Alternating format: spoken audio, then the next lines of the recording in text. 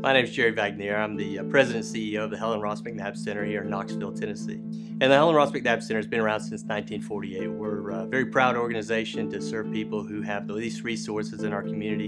And we really have been around to do four things. We provide mental health care to people, addiction services, crisis services, and a number of social services as well. We serve adults and children alike, try to provide services across the lifespan. And our goal is pretty simple. We're in the business of trying to improve the lives of the people that we serve. And one of the things that we've been able to do since 1989 is provide supportive housing. These are housing units specifically designed for people who need to be in recovery for their mental illness or their addiction. One of the populations that we're really excited about serving are veterans in our community. A number of people don't realize, but veterans have the same challenges a number of other people do. They don't have access to affordable housing. They have mental illness, they have addiction issues that need to be supported for them to be successful. So we're in the business of putting that together. And this year we're putting together a project to put together 2 separate sites with a total of 23 units. And those 23 units will support our veterans right here at home. I met Edward about 4 years ago. He came over to the Friendship House to receive some of the supportive services we have here, and through that interaction with Edward, we found out that he was homeless. And so we were building some new housing, we were creating a waiting list for that housing, and so we found out that he qualified for that. So once he qualified, we got him on the waiting list, and once we opened the housing, then we were able to move Edward in. And I have an interesting story about Edward.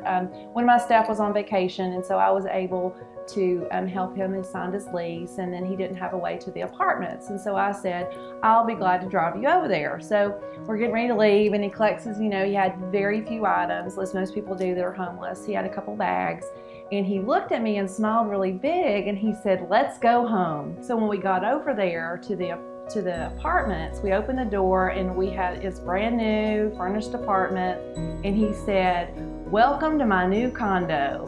And so I think that right there makes my job worthwhile in what I do.